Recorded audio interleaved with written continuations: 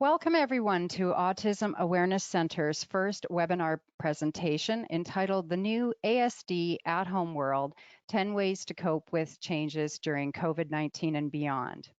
My name is Maureen Bennie and I am your presenter today. I am the director and co-founder of Autism Awareness Center, and I'm also the director of Studio 3 Canada, which is a division of Studio 3 UK. And what Studio 3 does is we provide specialized training in the low arousal approach and also education around the low arousal approach to managing challenging behavior. Now, this is my first webinar. I am not used to presenting in this mode. If you've heard me present before, I mean, I've done it live and I'm used to having audience participation and feedback, and I know you're all out there, but this is certainly a different mode for me. So I hope you can be patient while I'm learning and trying to present in this way. I'll tell you a funny story because I have been doing these different practice sessions. On Friday, I did a recording run through with a couple of people listening. My son Mark came in once, and my cat sat at that French door there behind me, meowing and trying to get in for about 30 minutes. So if you meet my family today, that will be totally inadvertently. They've been given a huge set of instructions and rules to follow, and I hope that they do so. So a little bit about Autism Awareness Center. We are a conference, workshop, and training provider across Canada, and we've also done events in the past in the UK. We have organized 131 conferences to date over the past 17 years that we've been in business. We also have an extensive online bookstore with over 800 titles on autism and related disabilities. We're still shipping every single day during this pandemic, and I'm here to answer any questions and provide resource guidance that you may have, that, any of your needs.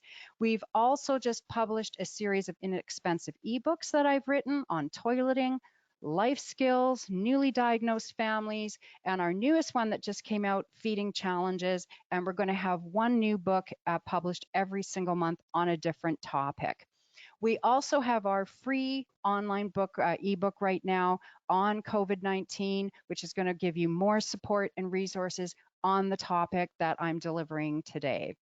So I'm also a weekly blog writer. I used to write twice a month before the pandemic started, and I'm really focusing every single week on COVID-19 stressors and problems that all of us are facing in this new isolation at home world around the autism field. We're going to be offering more webinars in the future, some for nominal cost, and they are going to be on deep dives within the topic of autism. And there's going to be guest presenters, panelists, all kinds of great talks. So I hope you'll be able to join us, and we'll be announcing those as we get them scheduled. But first and foremost, all that aside of what I do, I am primarily a mother of 2 adults with autism. So I have a son, Mark, who is 23 years old, and a daughter, Julia, who is 21. And they are at home with me full time. So everything that I am going to talk about today is a lived experience, either what I'm going through now or things that have happened when my kids were younger. Just one last thing here before I flip my slides on. We're going to be taking questions, so feel free as things come into your mind to type those in, but I'm not going to look at those until the end of the presentation, and I'll spend some time after the presentation answering your questions. So without further ado, here we go.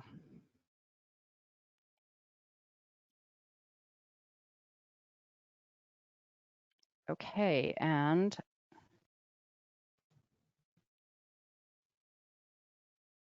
just want to make sure here that you can see my slides, and you can. So here we go, new ASD at home world. Can you see my slides? I'm a little bit worried here that you cannot see my slides. Yes, okay, just double checking, sorry. How things have changed. So first of all, there are many uncertainties and changes each day, and those are changing rapidly. And as we start to open up and start to enter these new phases of opening up, you're going to need to do some planning around that. You, especially with schools opening. So I know I've got listeners here from all over Canada, maybe different parts of the world. And for example, schools in Quebec are opening up next week, and we're not going to go back to a new normal. So we have to really think about how are we going to prepare our folks with autism to face all of these different changes that are going to happen. So one example that happened to me last month, and I really felt I made a mistake here. My son goes to a specialist clinic for an injection once a month, and I should have phoned ahead of time to ask what that protocol was and what those procedures were. And I didn't. And when we got there, the door was locked, and I immediately felt my own anxiety rising, which then in turn transfers onto Mark because he gets worried because he can feel that I am worried. And then a nurse came out, fully masked, and we had to have Mark's temperature taken at the door, and that was a new procedure. And had I asked ahead of time, I think that would have really helped ease his anxiety and my stresses as well. So also in these uncertainties in the day, we have the social distancing measures in place, which a lot of our folks have trouble understanding because of the issues they have around proprioception, so where your body is in a space. And also understanding how far is 2 meters or 6 feet apart? What does that look like? And I have posted some excellent resources on our Autism Awareness Center Facebook page. I've got a little social distancing bear story there. There is body in the group. So if you scroll through that page, you'll see some of the resources there that I've posted on how do we teach social distancing. There's also the sensory issues around using hand sanitizer, wearing masks. I recently saw a picture of kids back in school in Taiwan, and they were all wearing masks, and they all had these little partitions around their desks. So school is going to look very different. Returning to the workplace, if you're an adult, may look very different, as well as programs, activities. So you definitely want to be prepared for the changes that are going to happen around that. I was also reading recently that Denmark has started to move a lot of their classes outdoors. And I can tell you, my children would not do well being instructed outdoors. They don't like being outdoors overall. So you want to prepare ahead of time, see what's going to happen with that. Food shortages. I have to say this rates up in my 3 most anxiety causing problems, because if you have children on specialized diets, or you have folks that are attached to specific brands, and those things are missing or they're not available, it can be very stressful because you often can't find substitutions. So what I'm trying to do when I am out shopping, because I don't believe in doing the hoarding and the stockpiling, because I know there's other people in my boat too, I just try to take 1 or 2 items at a time and keep those, in the background. We also have cancellation of activities and programs, and some of those activities and programs have been very self-regulating for our folks, especially if they're around exercise, like swimming or playing a sport after school. My children do bowling. So the cancellation of those things can really alter how we feel during the day, and not having certain things to look forward to. There is the being home all the time and restricted movement. And that is difficult too, all being cooped up together. We're going to talk about that further down the line here in the slides. The reduction of supports, and I've been doing some writing on this, and I've been doing a lot of reading on this, because the online method of learning does have some issues around it.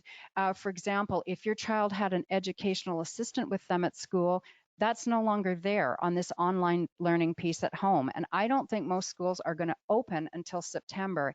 And even if they do open in September, are they going to be limited? Are they going to be part-time? Are they only going to be like 15 kids in a class, and some kids come in the morning and some kids come in the afternoon?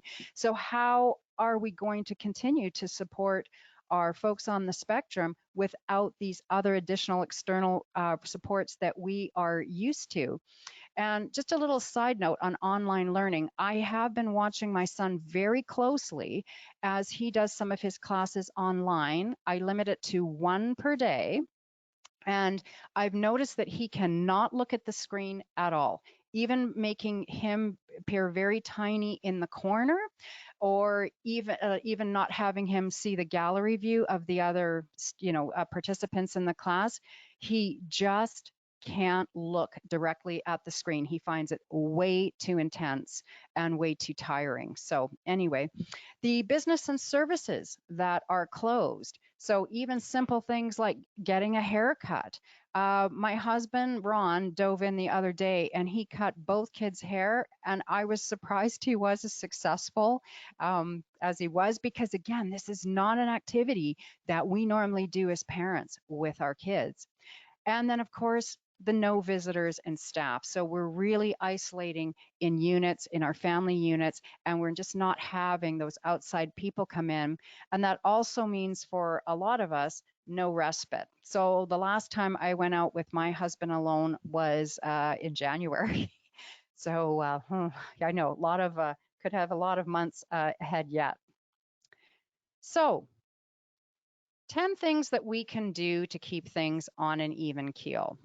So firstly, you want to keep routines as consistent as possible, because routines really give us predictability and reduce anxiety.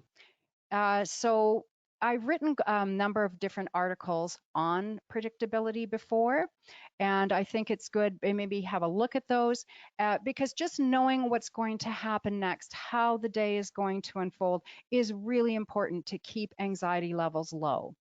You want to try and stick to the usual bedtime, bath time, and meal times.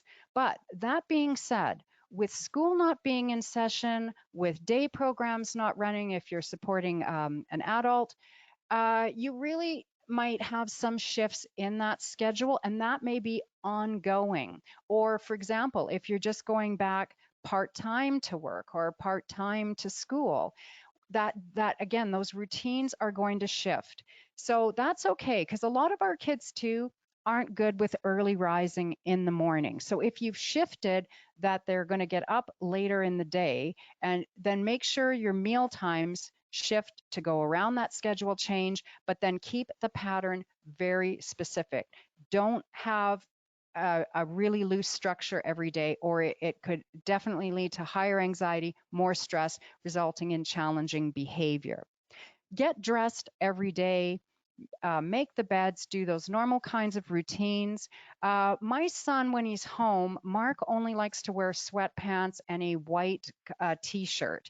But we've had the rule put in place for these online classes that he's doing, that he's got to put on jeans and a regular shirt.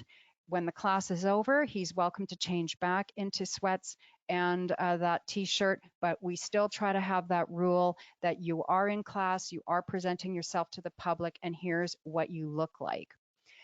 Daily chores. So try again to keep up with that as well. My daughter usually makes lunch Monday through Friday for herself and her brother. So we try to keep that going. She likes to bake a couple times a week. We're trying to keep that going. And then personal hygiene, the brushing of the teeth, the washing of the face, the brushing of the hair in the morning. And one other final note here before I go to the next slide on routines. Why you want to keep these going is that if you let them slide, it's going to be very hard to reestablish them again and pick up on them again. If you are changing routines because of the way the day is unfolding right now, and that's perfectly fine, get those patterns established very quickly and stick to it. So make a daily schedule, a daily visual schedule. And making a daily schedule really helps you to see blocks of time, what is coming next. And what we used to do it like as the vertical strip, and we'd have the different activities on Velcro, and we'd put those up, and then as they were done, our children would pull them off and put them in an envelope so that they could see how they were progressing throughout the day. You can also do a weekly schedule with things to look at forward to, and I think that's important too. Little small goal setting. And if you're looking for really great templates for visual schedules, I love the do2learn.com site, and I'm going to show you an example here on the next slide of what some of their visual schedules look like. You could use a dry erase board that's easy for writing over. And a lot of us don't do visuals at home, and I've been guilty of this sometimes myself, but they really do help with autonomy, particularly with establishment of new routines if you're going through that. And you will be probably going through that as these different phases of society open. And it also helps with new transitions as well. So I really like them. So I'll show you, that's an example from Do to Learn of there's Sunday through Saturday. You can write different activities down the side. You can check things off, but they have literally dozens and dozens and dozens of them, and it is a free site. So I like them. I like them a lot. So why should you make a daily schedule, or what kinds of skills does a daily schedule, visual schedule, enhance?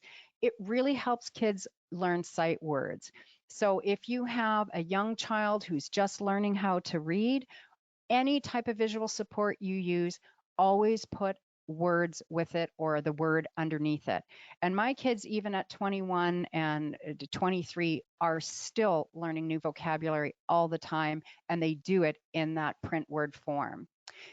Daily schedules, visuals are also great for kids who learn visually rather than auditorily, and that definitely is our autism population. And it can also allow for greater independence. So you don't have to be standing there always reminding, oh, this is coming up next, change your clothes, make your bed. They've got those tasks in front of them, and they know what to do, and it gives them that sense of autonomy. And it also helps kids plan for transitions so they can see what's coming up next. But the big thing again is that creation of predictability, which is so important. I also know some adults who are even living independently that still keep lists for themselves, like how to do laundry, their chore list, like what they have to do on what day, take the garbage out on Monday. And even though they've been doing the routines for years, it just helps them to have that little visual reminder in front of them.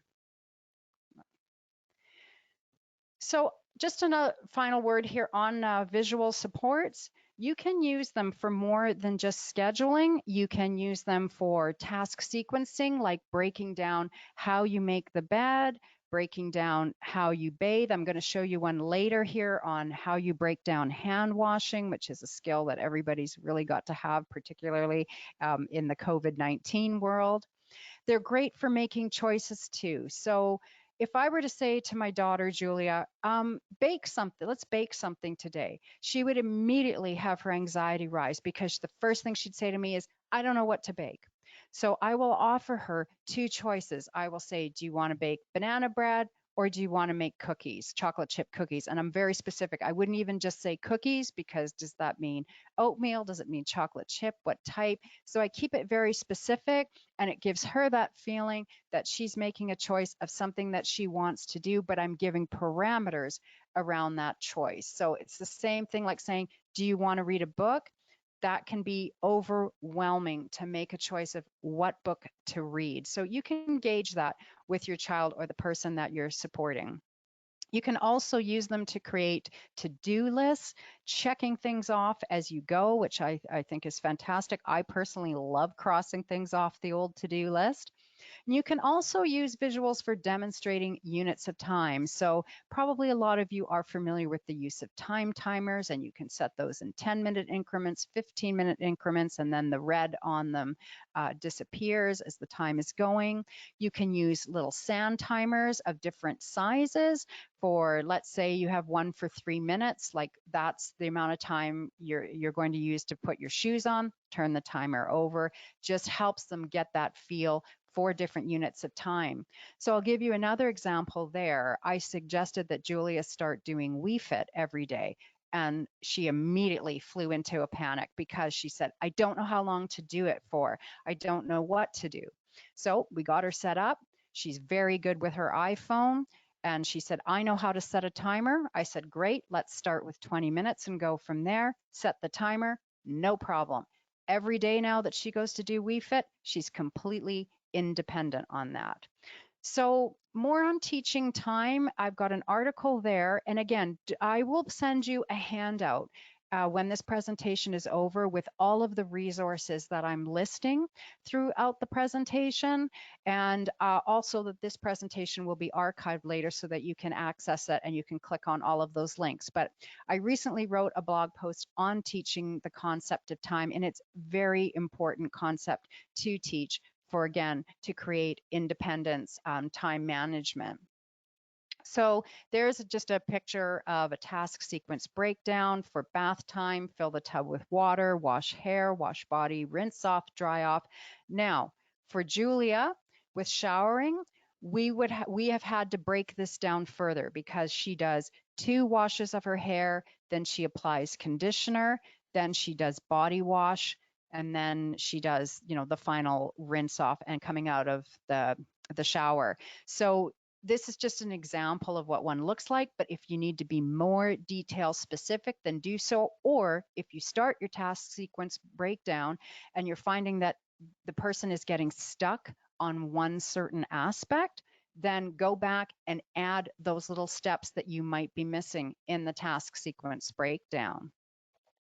This is one of my favorite things to keep everybody on an even keel, which is listening to calming music. And I have a Bachelor of Music degree, and my husband is a professional pianist. So we are very spoiled because my husband practices about 2 hours a day right now to keep his technique and skills up. He's usually just accompanying singers, but now he's rehearsing Beethoven sonatas and Bach preludes and fugues and Chopin etudes, and it's just beautiful, and it really changes the atmosphere of the house. But different kinds of things that you can use for music for calming can be works of Mozart, Beethoven sonatas, Debussy. There's a couple of pieces I listed there: Reverie, Prelude to Afternoon of a Faun, Chopin nocturnes, and YouTube would have all of these sources on. If you're not a classical music buff and you say, I don't even know where to start, always think about the second movement of most symphonic works, concertos, chamber music tend to be slower movements. There's also relaxation music compilations. You can get those also even on CD. We've bought several different ones for Mark. And my web designer let me know too, if you are into Spotify, Google Music, Apple Music, you can also find mood playlists on those apps, on those platforms that can be leveraged for calming, relaxation, focus, study. They can be chosen by genres like classical music, jazz, and you can also choose the instrument. And the instrument is important too, because, for example, my daughter cannot take those high string instruments like a violin.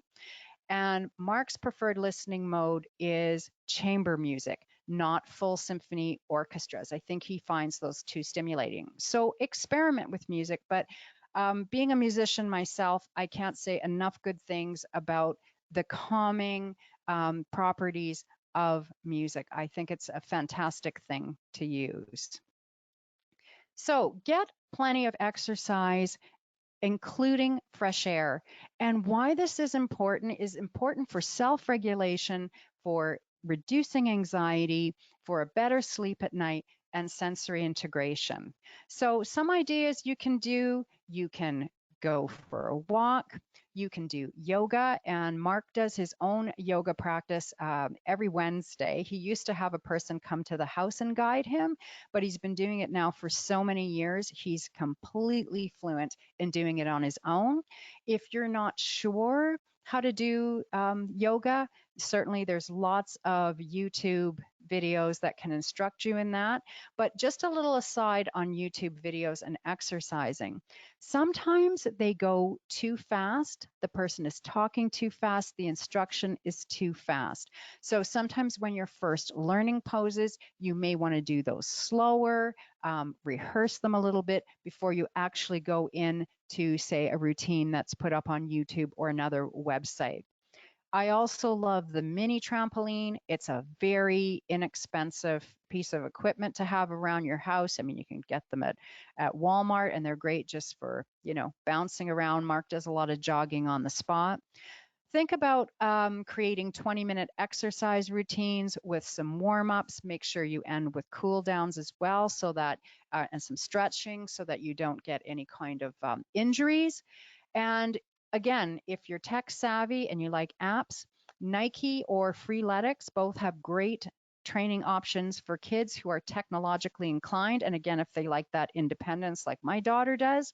So they have a pause and a play option. They have move suggestions. They have samples to look at.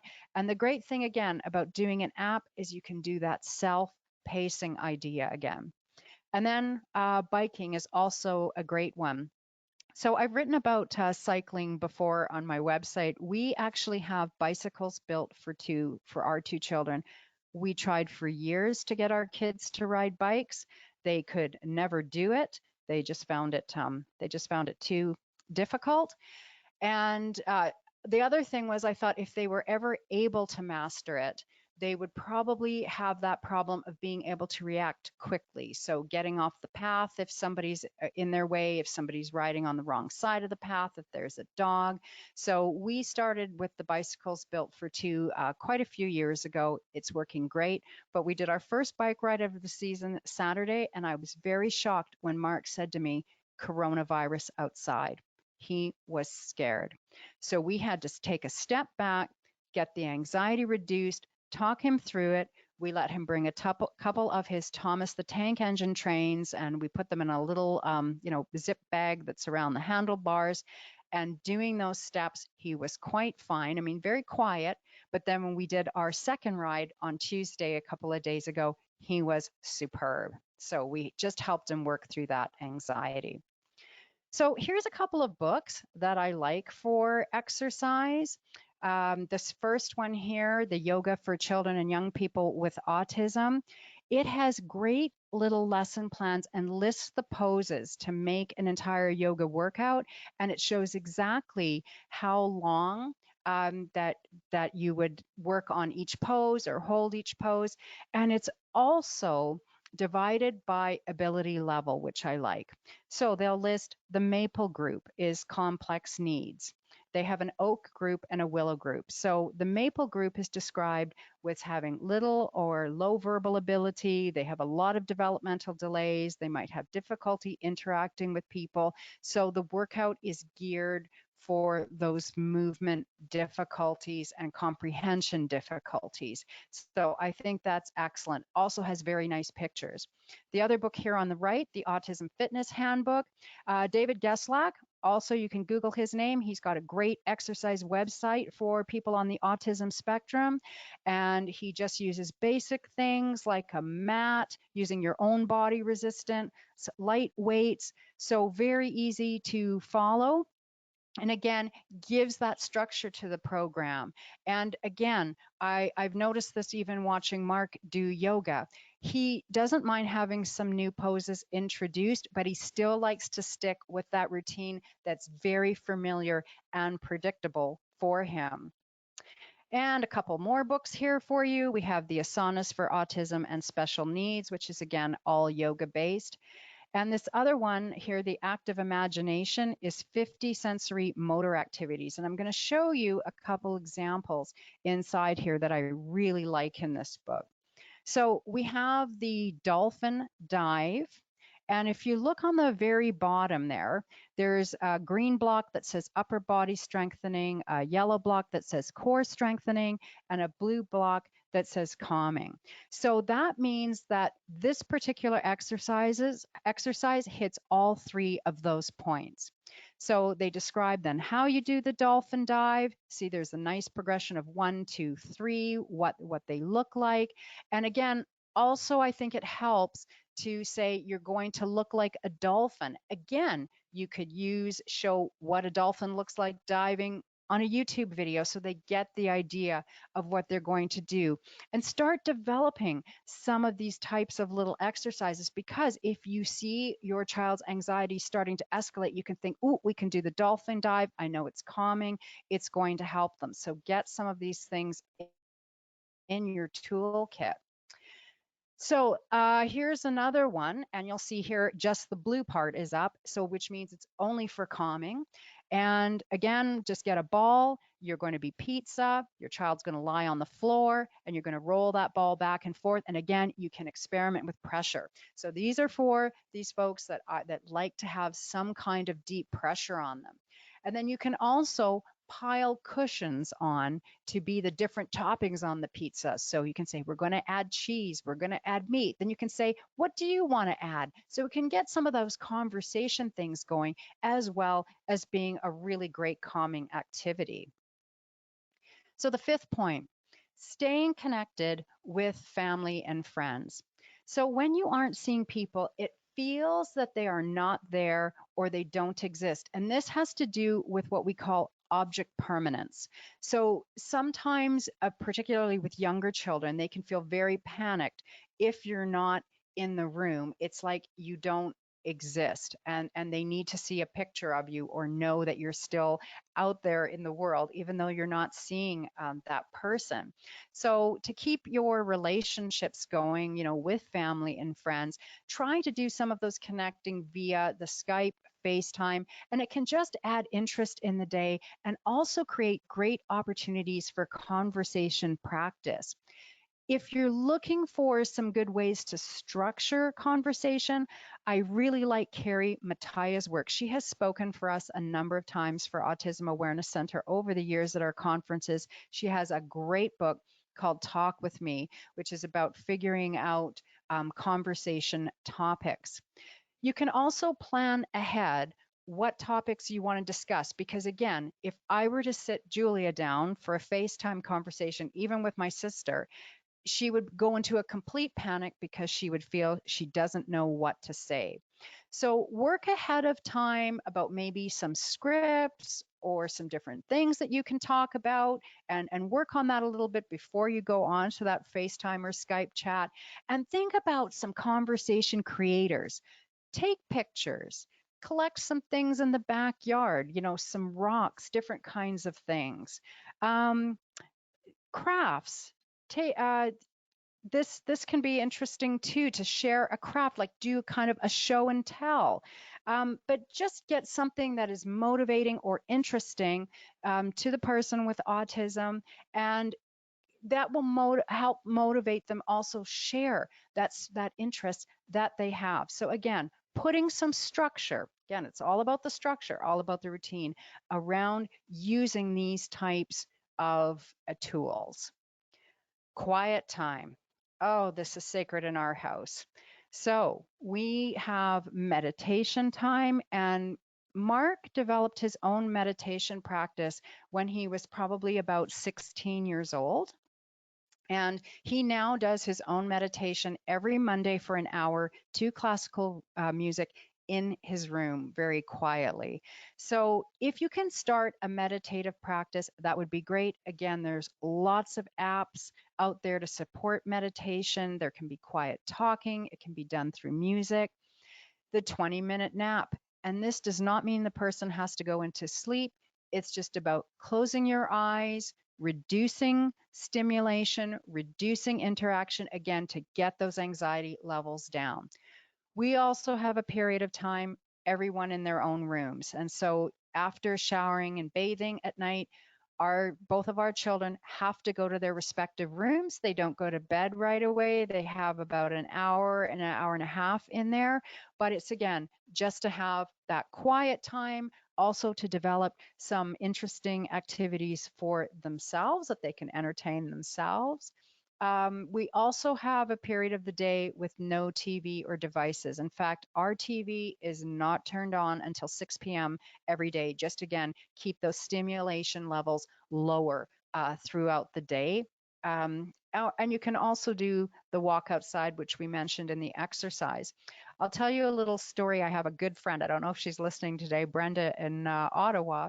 She has an adult with autism and other disabilities. He's 24 years old, and he used to have a day program, but now he's home full time. So she decided we're going to start with a walk every day just to get him regulated, help him sleep at night. And she started with a 45-minute walk, and he hated it the first few times.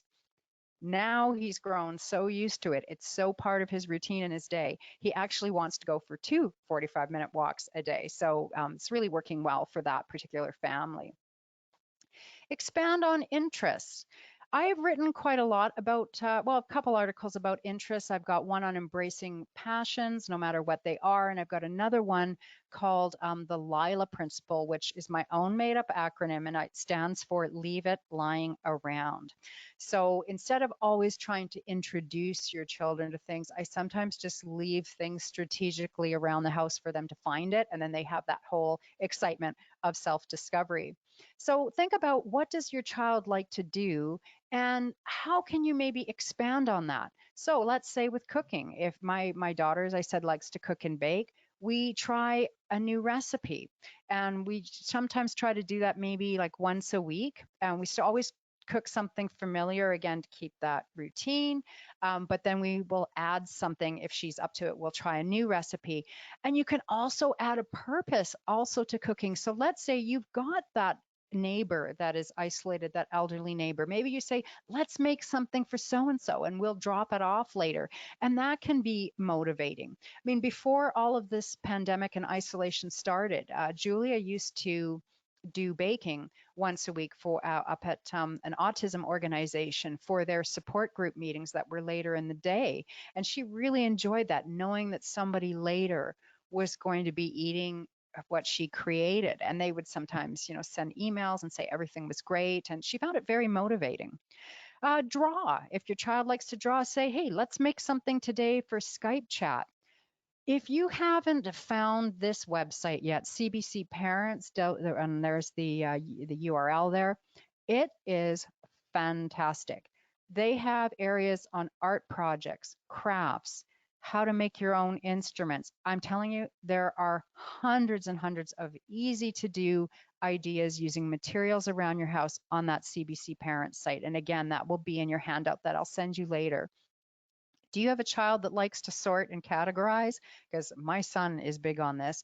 So do a categorization project.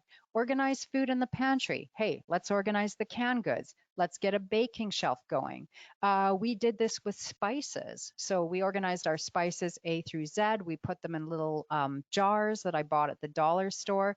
And if your child is good at typing, have them type out the labels, or have them write out the labels for you if that's something they would like to do.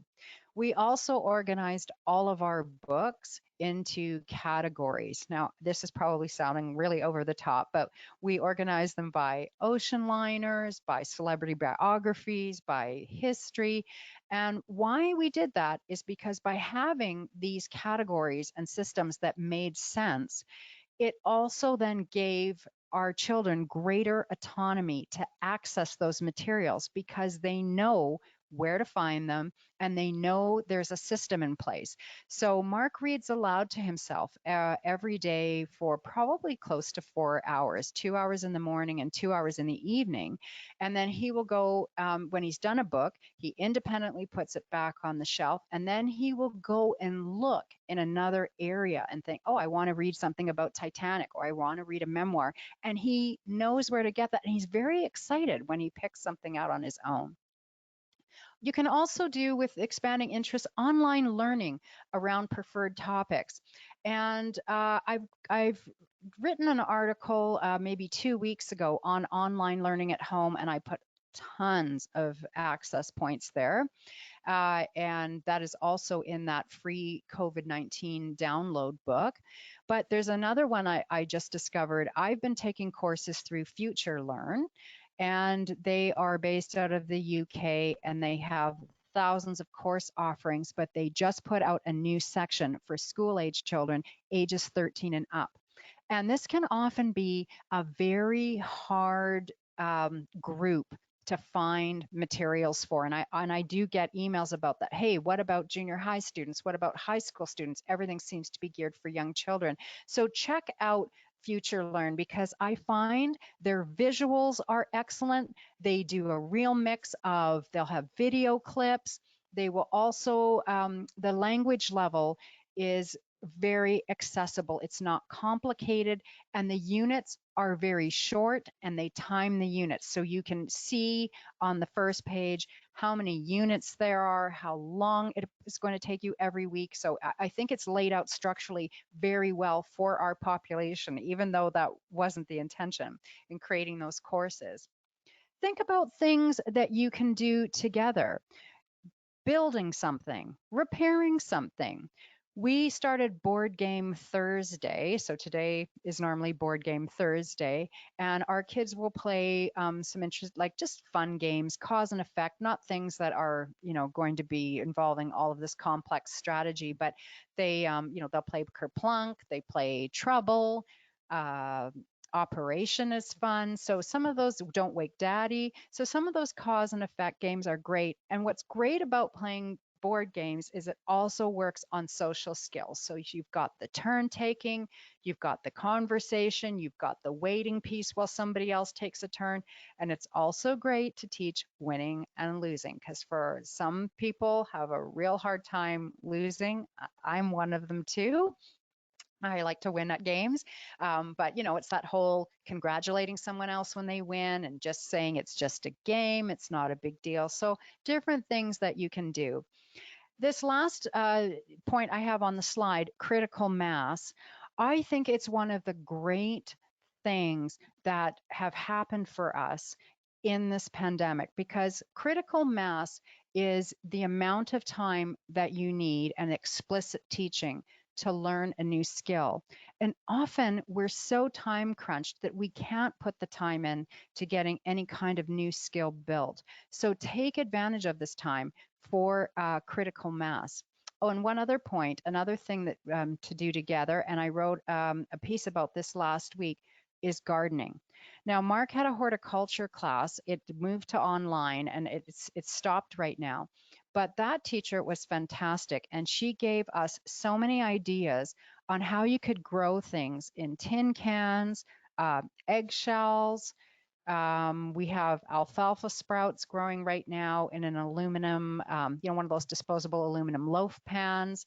And what's great about gardening is changing all the time. Things start to sprout up, and it's so interesting to look at the changes that are happening. And the offshoot of gardening has been for our son. If you'd have asked me a year ago, will Mark eat salad? I'm like, he'll never eat salad in his entire life. He eats salad now because once he grew things and harvested it himself, then he was willing to try those things that he made from what he grew. So he started the course last August, and he is now a salad eater. He is now a soup eater. So all of that came just from that hands-on experience. Number 8, limit demands and changes. And this is the low arousal approach way. And I mentioned that in the very beginning in my introduction, that we are also Studio 3 Canada and we teach low arousal approach. I can't say enough good things about this method because it's really about de-escalating. It is about recognizing when arousal mechanisms have become engaged, when anxiety is spiking, and what does that look like before you get into that meltdown or that explosive behavior phase.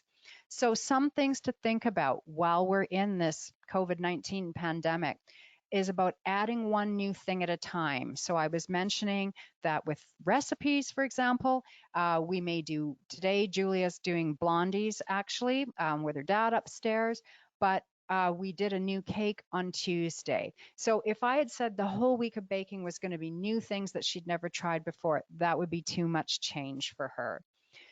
Think about too, when times are stressful, you want to add change slowly to the day and also gauge when you can add something new. So again, this is going to really be an ebb and flow thing. You're going to have some days where your child or is really receptive to trying something new and is up for it, and there's other days where they're just on complete overload.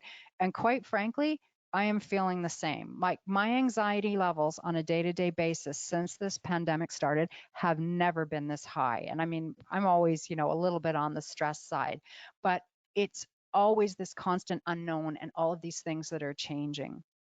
So also allow for adjustment time. And I talked about that even in the routine section, that if you're going to add something new, let it have some time to settle before you put something else on new. But also be prepared to pull back if anxiety is spiking. And I'm going to tell you, Julia has some not typical ways of showing me when she's anxious. And I'll tell you what she's been talking about since COVID-19, because this is new. I've never heard her talk about this before. She says her chest is rising. So when the chest is rising, we start talking about, okay, what can we do? She has a deep breathing routine that is absolutely solid and automatic. So I say, let's do that deep breathing. She can start that. Sometimes she says, I think I need to do We Fit. I think I need to move. So out she goes to do We Fit. So I'm really pleased that she's now been able at the age of 21 to put some words and some vocabulary to this feeling of anxiousness, but she never says, I'm anxious or I have anxiety. She describes it in other ways.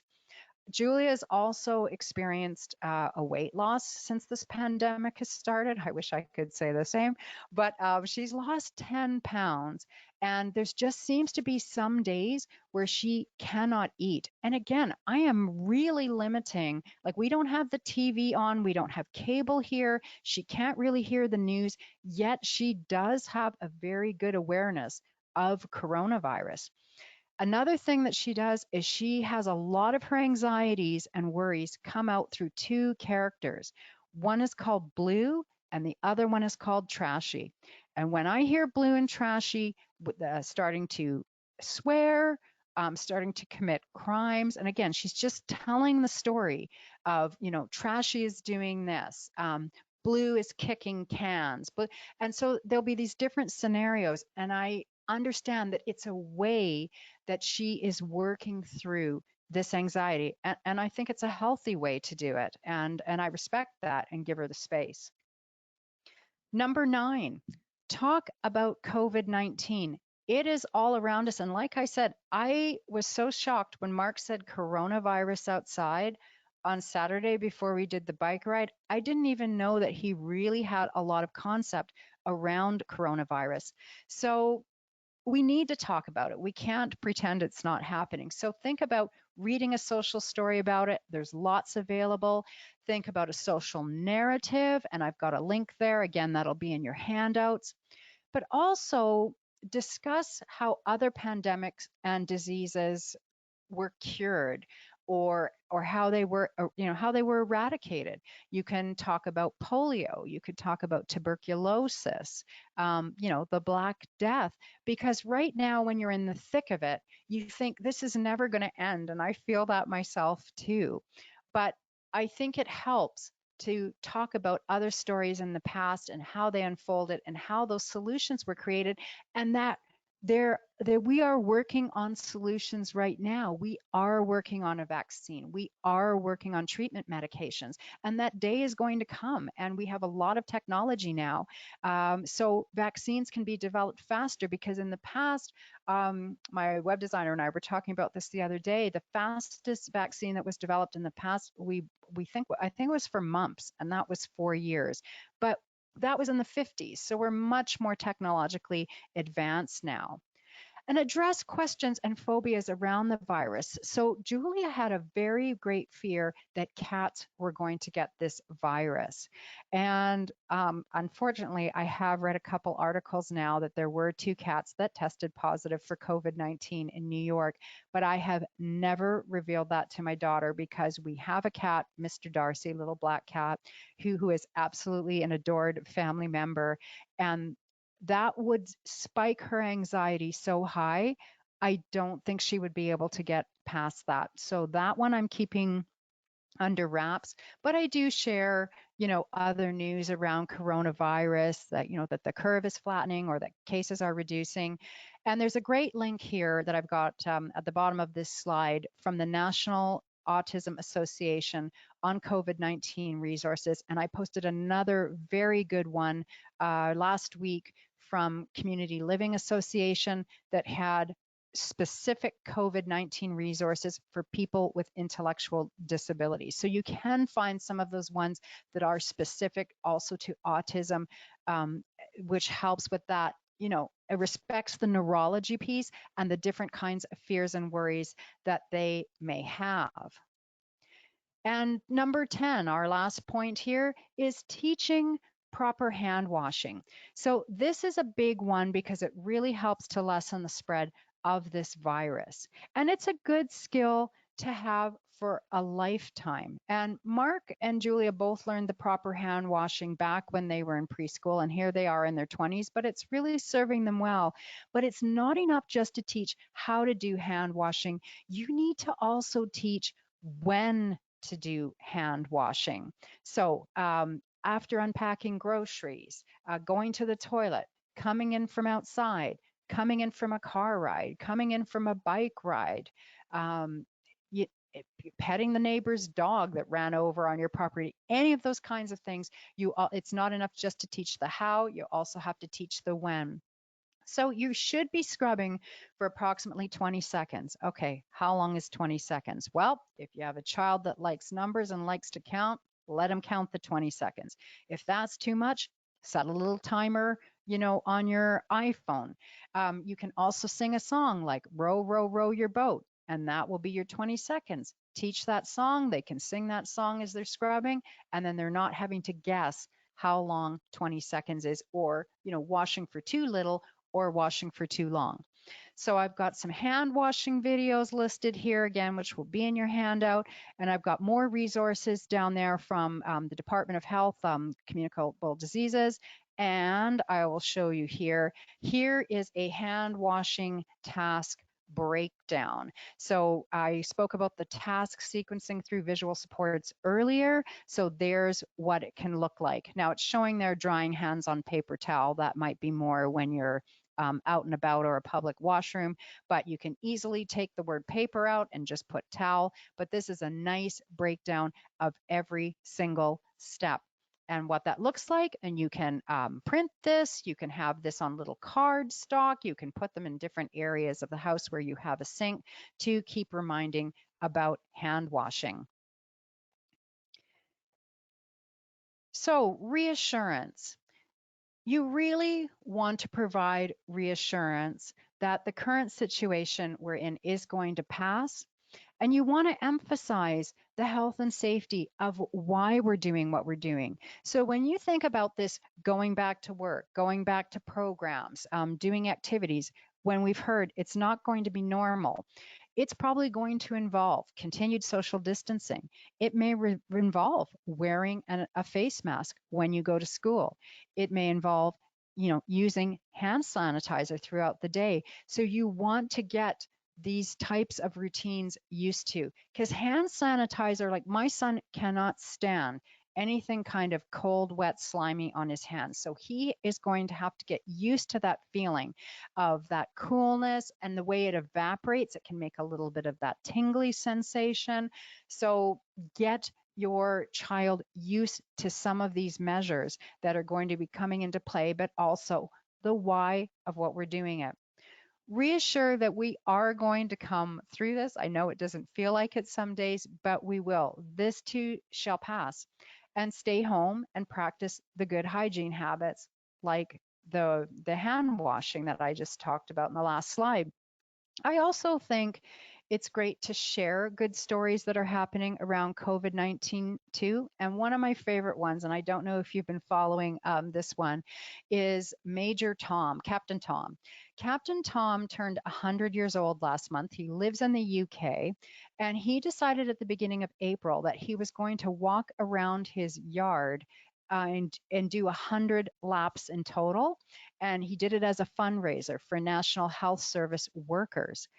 Well, he thought he was going to be quite happy if he raised about £1,000. The last time I checked, he's raised 30 million pounds, which is close to $60 million Canadian. And he has given that all to the National Health Service.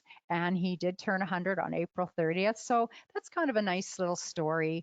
You can also find those videos on YouTube of like people in Italy and Spain who came out on their balconies at 10 o'clock at night and clapped for all the health workers. That was very, very moving. I actually had a friend who was in Madrid at the time of that. And he said it just sounded like almost like hail falling down. It was very, very moving. So, share some of those positive things. People are making masks, they're making scrub bags, they're volunteering to do things, and you can say, like, what can we do? If your child can sew, teach them how to make a mask. And I've got some new resources coming out on the post COVID-19 world. I've written an article that's going to be coming out on Tuesday on that too, if you want to get some more ideas on what we can do to feel good. So finally here, just some information about what we've got. Again, reiterating, we've got the blogs that are coming out every week. I've done them on embedding skills, teaching special needs students online and at home. I've done one on gardening. The one I just posted on Tuesday is on mental health issues as a result of COVID-19. We have our Autism Awareness Center Facebook, which I do daily updates on different kinds of resources and supports, and a lot of it is particular to COVID-19 right now. We have the ebooks. I also have the eating challenges, or feeding challenges one that just came out.